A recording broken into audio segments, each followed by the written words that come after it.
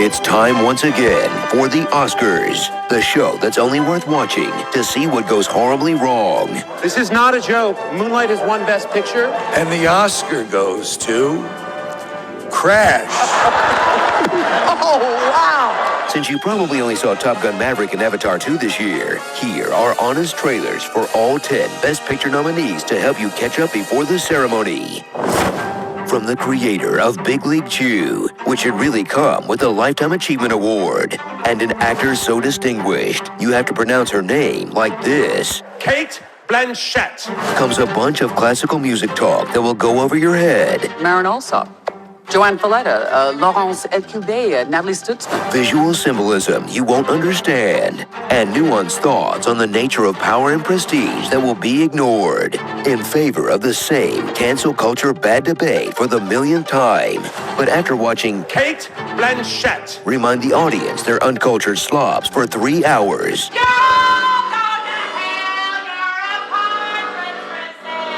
cheer as they finally throw the nerds a little bone at the end. Sisters and brothers of the Fifth Fleet, it's time. That's the score from Monster Hunter. I understood that reference. Video games are art now. Sick. Tick, tick, groom. From director Steven Spielberg comes a stirring look at the life of great American director Steven Spielberg. That's a little self-indulgent, but if anyone has earned it, it's director Steven Spielberg. Watch old Steve take an unflinching look at his extremely Jewish youth, starring the extremely not Jewish Michelle Williams. Guilt is a wasted emotion. Full of great cameos, Family art. solid filmmaking advice, When the horizon's in the middle, it's boring as and one weird trick that makes cleaning up a breeze. Get that corner. Get the corner. Get the corner. Cinema Therapisto. You laughed as the menu parodied the elite world of fine dining. You chuckled as Glass Onion reminded us billionaires aren't so smart. You smiled when the White Lotus mocked the rich for being unable to let loose. Now, get ready to say, okay, I get it already. With 2022's fourth high-profile attempt to hurt the 1%'s feelings. Do any of you know how to make a fire? No! As Ruben Östlund takes aim at social media influencers, Russian oligarchs, I said and champagne socialists in a film that struck a blow for the working class, taking the Palme d'Or at Cannes, and a whole bunch of Oscar nominations. Now win Best Picture, and rich people will have to change, right? Right? Creed 2, Cruise Control. From the director of Moulin Rouge, The Great Gatsby, and other movies that spin around so much you feel like you're in Triangle of Sadness, comes the true story of one young man's rise from obscurity and the fateful decision he was never able to fully leave behind, doing the Elvis voice. But I think there's a lot less of it now. I'm glad you say that. I hear it all the time. Sure, Austin Butler's from Anaheim, California, but 2 years later, he's still doing King Face. You know, I don't think I sound like him still, but I guess I must because I hear it a lot. To the point where his fellow nominees have kindly asked him to cut it out. Do you want Tom Hanks to keep doing his Elvis voice? Ain't nobody gonna do a better show than that. The King's Leech. Prepare for a film that truly delivers on the promise of its title. Staying and fighting. You have to staying and fighting. It doesn't matter what I think anyway. Set in a religious community so old-fashioned, they're still using the first Queen Elizabeth. In the third example in 5 years of a Living in the Country Best Picture nominee starring Frances McDormand. She's like a human cheat code as these women come together to make an impossible decision. do nothing. Stay and fight. Leave. But you know, no matter what the outcome, women be talking. You women realize we are talking about leaving. I want to talk about my horses, Ruth and Cheryl. We need to discuss options for the men and the older boys. Would it be a good idea before we list the pros and cons to talk about exactly what it is we're fighting for? I want to tell another story about Ruth and Cheryl. This is never going to end. 12 Angry Mennonites. From the studio that... Hang on a second. Hey, Karen? Yeah, it's John. Yeah, I know it's been a while. Did you happen to change your Netflix password? You mean they're not letting you share accounts anymore? See, this is exactly why we broke up in the first place. Based on the required reading you have remember from grade school comes a reminder that war never changes, and neither do war movies. Featuring all the required hits: the trenches, shellings, gas masks, shell shock, stubborn generals, vets who can't go back to civilian life, pew pew bang bang, etc. In this epic prequel to World War II that after 1917 has made World War I the favorite setting for directors' most prestigious Call of Duty trick shot montages. Oh my God! No way! There's no way, dude! Woo! Kill streak tanks! Soldier Boy, tell 'em.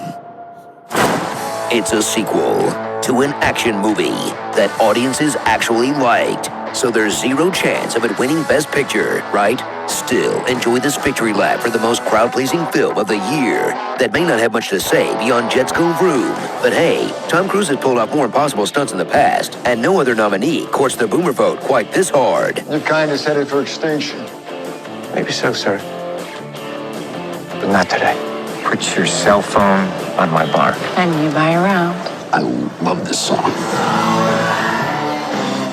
World War Whee! Watch James Cameron be reunited with his favorite co-star, Water, in this sequel that asks us, why didn't 3D TVs catch on again? Oh, right.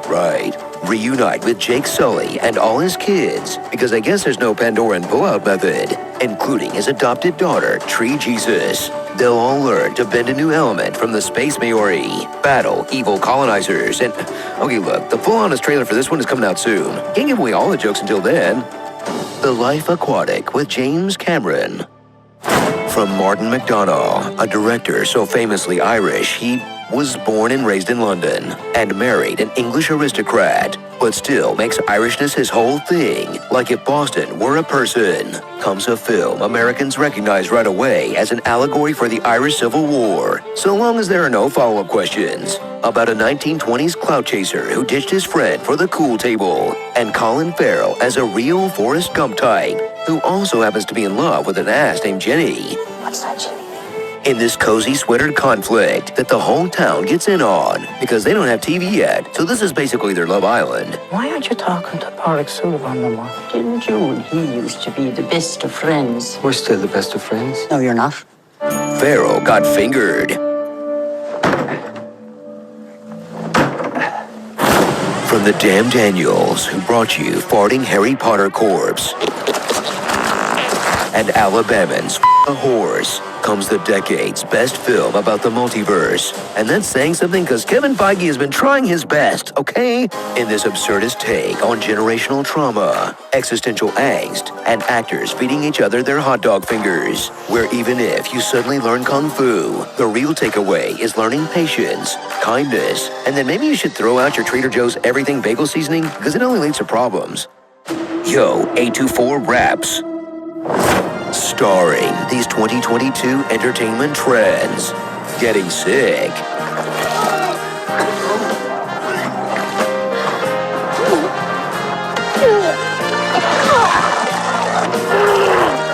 Extreme class divides. And fighting the rising tide of fascism.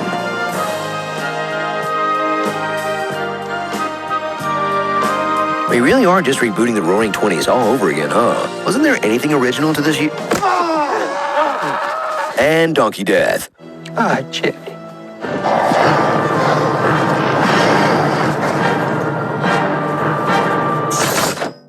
Oscars 1995. Wait, that can't be right. The 95th Oscars. Does he know? If you've made it this far, you might actually care about the Oscars, you sick little freak. We analyze the declining quality of Best Picture winners over time with actual objective data in an all-new episode of By the Numbers. Click the thumbnail on the right to watch exactly how, why, and where it went wrong. And the Oscar goes to Man Gets Hit by Football. Keep my wife's name out your ampersand number, dollar percentage, ampersand mouth. I would have gotten away with it too if it weren't for those meddling screen junkies. You must gather your party before venturing forth. Right. Well, out of all those movies that are nominated for Best Picture, I've watched Top Gun Maverick, Avatar 2, what else? Everything Everywhere All at Once, The Banshees of Inisherin. I think that's it, but I'm going to be watching All Cold on the Restaurant Front, is it called? Tonight, before the Oscars. I won't be doing a reaction of the Oscars, but I will let you know my thoughts on my Patreon. But yeah, honestly, Screen Junkies, they're always funny. So go and subscribe over there, because they're doing their thing. And that Call of Duty joke